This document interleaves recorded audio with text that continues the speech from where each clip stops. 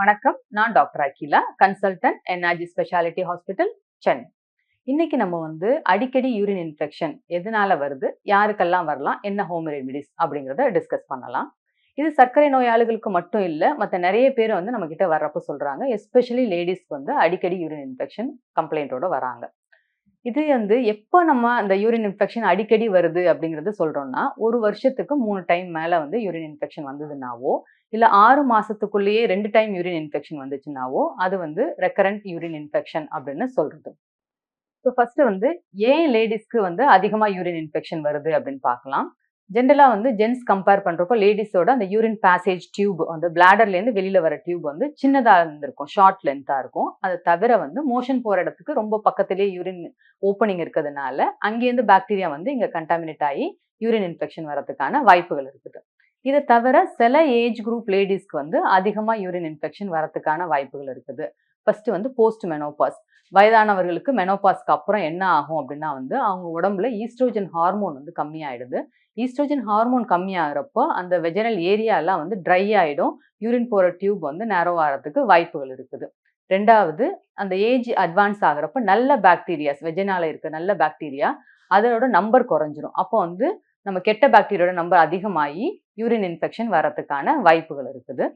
மூணாவது, நிறைய பேர் கேள்விப்பட்டிருப்பீங்க அந்த அடி இறக்கம் அப்படின்னு சொல்லிட்டு. வயதானப்ப என்ன ஆகும்னா யூட்ரஸோட சேர்த்து, கர்ப்பப்பையோட சேர்த்து யூரின் பேகும் கீழே இறங்கும். அந்த மாதிரி வர்றப்போ யூரின் தங்க ஆரம்பிச்சு அதனாலேயும் யூரின் இன்ஃபெக்ஷன் வரும். நாலாவதா, நிறைய பேருக்கு ஏஜ் ஆகிறப்போ வரக்கூடிய பிரச்சனை டயபெட்டிஸ். அதனாலையும் சுகர் கண்ட்ரோல் இல்லாம இருந்ததுனாவும் யூரின் இன்ஃபெக்ஷன் அடிக்கடி வரதுக்கான வாய்ப்புகள் இருக்குது. அடுத்த ஏஜ் குரூப் என்ன அப்படின்னு பார்த்தோம்னா பிரெக்னன்சி. பிரெக்னெண்டா உள்ளவங்களுக்கு நிறைய பேருக்கு யூரின் இன்ஃபெக்ஷன் ஒரு தடவையோ பல தடவையோ வரத்துக்கு வாய்ப்புகள் இருக்குது. இது எதனால அப்படின்னு பார்த்தோம்னா, யூட்ரஸ் கர்ப்பப்பை பெருசா ஆக ஆக அது யூரின் பேக் மேல ப்ரெஷர் கொடுக்கும். அதனால யூரின் கம்ப்ளீட்டா எம்ப்டி பண்ணாம யூரின் தங்கி இருந்து அதனால யூரின் இன்ஃபெக்ஷன் வரதுக்கு வாய்ப்புகள் இருக்குது. ரெண்டாவதா நம்ம பிரெக்னன்சில என்ன ஆகும் அப்படின்னா, எல்லா மசில்ஸ் லிகமெண்ட்ஸ் எல்லாம் ரிலாக்ஸ் ஆகும். அப்பதான் டெலிவரிக்கு ஈஸியா இருக்கும்னு. அந்த மாதிரி இருக்கப்ப யூரின் பேசேஜ்ல உள்ள மசில்ஸ் ரிலாக்ஸ் ஆகுறப்ப யூரின் தங்க ஆரம்பிச்சு அதனாலேயும் யூரின் இன்ஃபெக்ஷன் வரும். மூணாவதா, சுகர் பிரெக்னன்சிலையும் வரும். அதை தவிர நல்ல அமினோ ஆசிட்ஸ் அந்த மாதிரி விஷயங்கள்ல யூரின்ல அதிகமா வெளியில போக ஆரம்பிக்கும். ஸோ சுகரும் அமினோ ஆசிட்ஸும் அதிகமா இருந்ததுன்னா பாக்டீரியாவுக்கு ரொம்ப நல்லது. ஸோ அதனால யூரின் இன்ஃபெக்ஷன் அவங்களுக்கு அதிகமா வருது. அடுத்தது ஜென்ஸ் பார்க்கலாம். ஜென்ஸுக்கு வரவே வராதா ரெக்கரண்ட் யூரின் இன்ஃபெக்ஷன் அப்படின்னு பார்த்தோம்னா அப்படி கிடையாது. ஜென்ஸுக்கும் வரத்துக்கு வாய்ப்பு இருக்கு. ஜென்ஸுக்கு யூரின் இன்ஃபெக்ஷன் அதிகமா வந்ததுன்னா ரொம்ப சீரியஸா எடுத்து அதை இன்வெஸ்டிகேட் பண்ணணும். இது ஃபர்ஸ்ட் டைமோ செகண்ட் டைம் வந்தாவோ சீரியஸா எடுத்துக்கணும் அதை. இது இவங்களுக்கு எதனால வருது அப்படின்னு பார்த்தோம்னா பிளட் மூலமா யூரின்க்கு இன்ஃபெக்ஷன் வரதுக்கு வாய்ப்புகள் இருக்குது. சில விஷயங்கள் இருக்குது. இவங்களுக்கும் வயசானப்ப என்ன ஆகும்னா ப்ராஸ்டேட்னு சொல்றது. ப்ராஸ்டேட்டுங்கிறது யூரின் போற டியூபை சுத்தி உள்ள கிளாண்டு. அந்த கிளாண்டு பெருசாகி யூரின் டியூப்ல ப்ரெஷர் கொடுக்குறப்ப யூரின் தனியா சரியா எம்டி ஆகாது. அதனால யூரின் தங்கி இன்ஃபெக்ஷன் வருது. பினைன் ப்ராஸ்டேட்டா இருக்கலாம், இல்லாட்டி கேன்சர் ப்ராஸ்டேட்டா இருக்கலாம். ரெண்டாவது, இந்த யூரின் போற டியூப் நேரோ ஆயிடும். சுருக்கம், யூரித்ரல் ஸ்ட்ரக்சர் அப்படின்னு சொல்றது. அந்த மாதிரி இருந்ததுன்னா வரத்துக்கான வாய்ப்புகள் இருக்குது. இவங்களுக்கும் சுகர் வரத்துக்குனால யூரின் இன்ஃபெக்ஷன் வரலாம்.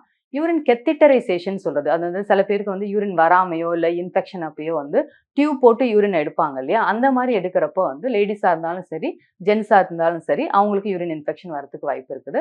அதே மாதிரி கிட்னில ஸ்டோன் இருந்து பிளாக்கேஜ் ஆனிச்சுன்னா லேடிஸ்க்கும் ஜென்ஸுக்கும் யூரின் இன்ஃபெக்ஷன் வரதுக்கு வாய்ப்புகள் இருக்குது. இதை தவிர வேற என்ன காரணங்கள் இருக்கலாம்னா, நம்மளோட பர்சனல் ஹைஜீன் சரியில்லை, அந்த இடத்த கிளீனா வச்சுக்கல அப்படின்னா யூரின் இன்ஃபெக்ஷன் வரும். நம்மளோட இம்யூனிட்டி பவர் சரியில்லை, அதாவது சில பேருக்கு இந்த மாதிரி diabetes, heart problem, cancer problem அந்த மாதிரி இருக்கலாம். இல்லை கேன்சருக்கு ட்ரீட்மெண்ட் எடுக்கலாம். அந்த மாதிரி இருந்துச்சுன்னா நம்மளோட இம்யூனிட்டி பவர் கம்மியாக இருக்கிறதுனால யூரின் இன்ஃபெக்ஷன் வருது. ஓகேங்களா? அதை தவிர பாக்டீரியா, பாக்டீரியாவோட நம்பர்ஸ் அதிகமாக இருக்குது. இப்போ வாட்டர் கண்டாமினேட்டடாக இருக்குது, அவுட் சைட் டாய்லெட் யூஸ் பண்ணுறீங்க, அந்த மாதிரி இருக்கப்போ, இல்லை சில ஏரியாஸில் பார்த்தோன்னா அந்த ரெசிஸ்டன்ட் பாக்டீரியான்னு சொல்லுது, எந்த ஆன்டிபயோட்டிக்குமே கேட்காத பாக்டீரியாஸ் இருக்கும். அந்த மாதிரி இருந்துச்சுன்னா அதுவும் யூரின் இன்ஃபெக்ஷனோட சான்சஸ் அதிகப்படுத்துது. ரொம்ப காமனாக நம்ம அவாய்ட் பண்ணக்கூடிய ரீசன் என்ன அப்படின்னு பார்த்தோம்னா இப்போ நம்ம ஆன்டிபயோட்டிக் எடுப்போம். ஜென்ரலாக என்ன ஆகுதுன்னா அதை கம்ப்ளீட் பண்ணுறதுல 3 நாளில் சரியாயிடுச்சு, யூரின் சிம்டம்லாம் பெட்டர் ஆயிடுச்சுன்னா அதை ஸ்டாப் பண்ணிடுறது. அந்த மாதிரி இருக்கப்போ என்ன ஆகும்னா ஆன்டிபயோட்டிக் ரெசிஸ்டன்ஸ் அந்த பாக்டீரியா அந்த ஆன்டிபயோட்டிக் எதிர்ப்பு சக்தியை டெவலப் பண்ணிக்கும். அப்படி இருக்கப்போ ஆன்டிபயோட்டிக் ரெசிஸ்டன்ஸ்னால அடிக்கடி யூரின் இன்ஃபெக்ஷன் வரதுக்கு வாய்ப்புகள் இருக்குது. இதெல்லாம் யூரின் இன்ஃபெக்ஷன் ஏன் வருது அப்படின்னு பார்த்தோம். யூரின் இன்ஃபெக்ஷன் வந்ததுன்னா நம்ம என்ன பண்ணுவோம் டெஸ்ட் பண்றது அப்படின்னு பார்த்தோம்னா, ஃபர்ஸ்ட் எடுத்தோனே யூரின் ரொட்டீன் டெஸ்ட்ன்னு இருக்குது. அந்த மாதிரி பண்றப்போ வந்து யூரின்ல வந்து பஸ் செல்ஸ் அப்படின்னு சொல்றது, லியூகோசைட்ஸ், நைட்ரேட்ஸ் அதெல்லாம் வந்து இன்டைரக்ட்டா வந்து யூரின்ல இன்ஃபெக்ஷன் இருக்கிறதுக்கான அறிகுறிகள். அந்த மாதிரி இருந்துச்சுன்னா, அடுத்தது வந்து யூரின் கல்ச்சர் டெஸ்ட் எடுக்கிறது. யூரின் கல்ச்சர் வந்து ரொம்ப ரொம்ப அவசியமானது என்னன்னா, எப்படி அந்த யூரின் கல்ச்சர நம்ம கலெக்ட் பண்றோம் அப்படிங்கிறது. சில பேர் வந்து யூரின் வந்து ஃபாஸ்டிங்ல எடுக்கணுமா? ஃபர்ஸ்ட் சாம்பிள் எடுக்கணுமா? அப்படின்னு கேட்குறாங்க. அந்த மாரிலாம் கிடையாது. எப்ப வேணாலும் நீங்க யூரின் கல்ச்சருக்கு எடுக்கலாம். இம்பார்ட்டன்ட் என்னன்னா, யூரின் போற இடத்த நல்லா வாஷ் பண்ணிடுங்க. ஃபர்ஸ்ட்டு ஒரு ஃபியூ செகண்ட்ஸ்க்கு வந்து யூரின வந்து விட்டுருங்க வெளில. அதுக்கப்புறம் வர்ற மிடில்ல உள்ள யூரின மட்டும் நீங்க கேட்ச் பண்ணணும். கேட்ச் பண்றப்போ அந்த டப்பாக்குள்ள உள் பகுதியில கை படக்கூடாது. So clean, catch, mid stream urine அப்படின்னு சொல்றது. அந்த மாரி எடுத்தா மட்டும் தான் அந்த ஸ்கின்ல உள்ள பாக்டீரியா வந்து யூரின் இன்ஃபெக்ஷனா காமிக்காது. அதே மாதிரி கையில உள்ள பாக்டீரியா வந்து டச் பண்ணீங்கன்னா, அந்த பாக்டீரியா யூரின் இன்ஃபெக்ஷனா காமிக்காது. ஸோ ரொம்ப ரொம்ப இம்பார்ட்டன்ட் வந்து எனி டைம் எடுக்கலாம் வந்து நீங்க. ஆனா கிளீன் கேட்ச் மிட் ஸ்ட்ரீம் யூரினா இருக்கணும். அந்த மாரி எடுத்தீங்கன்னா தான் வந்து உங்களுக்கு கரெக்ட்டான ரிப்போர்ட் வரும். இதுலயும் யூரின் இன்ஃபெக்ஷன் இருக்குது அப்படின்னு வந்துச்சுன்னா, அதுக்கு அடுத்த டெஸ்ட்லாம் பார்த்தோம்னா, அல்ட்ராசவுண்ட் அப்டமன் பண்ணுவோம். இது வந்து கிட்னில வீக்கம் இருக்கா? யூரின் பேசேஜ்ல வந்து ஸ்டோன் இருக்குதா? பிளாக் இருக்குதா? புரோஸ்டேட் ப்ராப்ளம் இருக்குதா? இல்ல வந்து அந்த சிஸ்டைட்டிஸ்ன்னு சொல்றது. பிளாடர்க்குள்ளே இன்ஃபெக்ஷன் இருக்குதா? இந்த மாரி நெறைய ஃபைண்டிங்ஸ் வந்து நமக்கு வந்து அல்ட்ராசவுண்ட் மூலமாவே நமக்கு தெரிஞ்சிடும் மோஸ்ட்லி. அதையும் தாண்டி ஒண்ணும் நமக்கு கிடைக்காட்டி சிடி, கேயுபி அப்படின்னு இருக்குது. சிஸ்டோஸ்கோப்பின்னா பிளாடர்க்குள்ள வந்து ஒரு கேமரா டெஸ்ட் பார்ப்பாங்க. இன்னும் சில டெஸ்ட் வந்து இந்த யூரின் வந்து வெளியில வர பேசேஜ்ல இருந்து ரிஃப்ளெக்ஸ் மாரி ஆகுதா? அப்படின்னு பார்க்கறதுக்குலாம் நெறைய டெஸ்ட் இருக்குது. அது வந்து உங்க டாக்டர்ஸ் வந்து உங்களுக்கு சஜெஸ்ட் பண்ணுவாங்க. அடுத்து வந்து நம்ம ஹோம்ல வந்து என்ன பண்ணலாம்? என்னென்ன ரெமிடீஸ் இருக்குது அப்படின்னு பார்த்தோம்னா வந்து, என்ன காரணம் நம்ம தெரிஞ்சாவே மோஸ்ட்லி வந்து ட்ரீட்மெண்ட் வந்து ஈஸியா இருக்கும். ஃபர்ஸ்ட்டு வந்து ஹைஜீன். நம்ம யூரின் போற இடத்த வந்து கிளீனா வச்சுக்கணும். அவுட் சைட் நீங்க டாய்லெட் போறீங்கன்னா, அந்த டாய்லெட்ட வந்து ஒரு அதாவது தண்ணி ஊத்தி கழுவிட்டு தண்ணிய ஊத்தி விட்டுட்டு அதுக்கப்புறம் யூஸ் பண்ணுங்க. அப்படியே வந்து அந்த சாயிலான டாய்லெட் சீட்ஸ யூஸ் பண்ணாதீங்க. முடிஞ்சதுன்னா வந்து இந்தியன் கிளாசெட்ஸ் இருந்ததுன்னா, அத யூஸ் பண்ணுங்க. வெஸ்டர்ன் கிளாசெட்டோட அது வந்து பெட்டர் யூரின் இன்ஃபெக்ஷன் பிரிவென்ட் பண்றதுக்கு.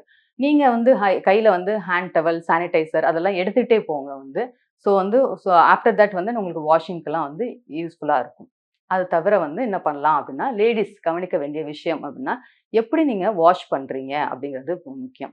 நமக்கு வந்து யூரின் போற இடம் மேலேயும், ஃப்ரண்ட்லயும், மோஷன் போற இடத்தும் பேக்லயும் இருக்கும். ஸோ வந்து ஃப்ரண்ட் டூ பேக் வாஷிங் அப்படின்னு சொல்றது. ஃபர்ஸ்ட்டு யூரின் போற இடத்த கிளீன் பண்ணிட்டு, அதுக்கப்புறம் மோஷன் போற இடத்த கிளீன் பண்ணணும். ரிவர்ஸா பண்ணோம்னா, அந்த மோஷன்ல உள்ள பாக்டீரியாஸ் வந்து யூரினரி ஏரியாவுக்கு வந்து பிரச்சனை குடுக்கறதுக்கு வாய்ப்புகள் அதிகமா இருக்குது. அதே மாதிரி ரொம்ப ஸ்ட்ராங்கா உள்ள சோப்பு, பெர்ஃப்யூம்ஸு அந்த மாரி யூஸ் பண்ணாதீங்க. ஷவர் எடுக்கிறது பெட்டர். சில பேர் வந்து பாத் எடுக்கிறதுன்னு சொல்லுவாங்க. பாத் டப்ல வந்து தண்ணி ஃபில் பண்ணிட்டு, சோப் பபிள்ஸ் அத போட்டு அந்த மாரி எடுப்பாங்க. அதுவும் வந்து யூரின் இன்ஃபெக்ஷன் ஃப்ரீக்வென்சிய அதிகப்படுத்தும். அடுத்தது வந்து செக்ஷுவல் இன்டர்கோர்ஸ். செக்ஷுவல் இன்டர்கோர்ஸ்க்கு அப்புறம் வந்து நீங்க வந்து பிளாடர் எம்ப்டி பண்ணிட்டு வாஷ் பண்றது ரொம்ப ரொம்ப அவசியம். அதே மாரி அந்த ஸ்பெர்மிசெல் கெமிக்கல் உள்ள பேரியர் மெத்தட்ஸ வந்து அவாய்ட் பண்றது நல்லது. யூரின் வருது அப்படின்னா வந்து ஜென்ஸா இருந்தாலும் சரி, லேடீஸா இருந்தாலும் சரி அடக்க வேண்டாம். அடிக்கடி வந்து யூரின் வந்து போயிடணும். ஹோல்ட் பண்ணக்கூடாது. 2வது தண்ணி வந்து நல்லா குடிக்கணும். இது வந்து எல்லாருக்குமே வந்து காமனா உள்ளது. உங்களுக்கு சுகர் இருக்குதுன்னா, சுகரோட கண்ட்ரோல கண்டிப்பா வந்து பண்ணிக்கங்க. நல்லா பெட்டரா வச்சுக்கணும். 2 அதர் விஷயம் பண்ணலாம் அப்படின்னா, கிரான்பெர்ரின்னு சொல்றது. எவிடன்ஸ் வந்து ஸ்ட்ராங்கா இல்லாட்டியும் நெறைய பேர் வந்து யூஸ்ஃபுல்லா இருக்குதுன்னு சொல்லியிருக்காங்க. என்னன்னா வந்து கிரான்பெர்ரிங்கிறது ஒரு ஃப்ரூட்டு. அதோட எக்ஸ்ட்ராக்ட் வந்து ஜூஸாவோ, இல்ல டேப்லெட்டாவோ வருது.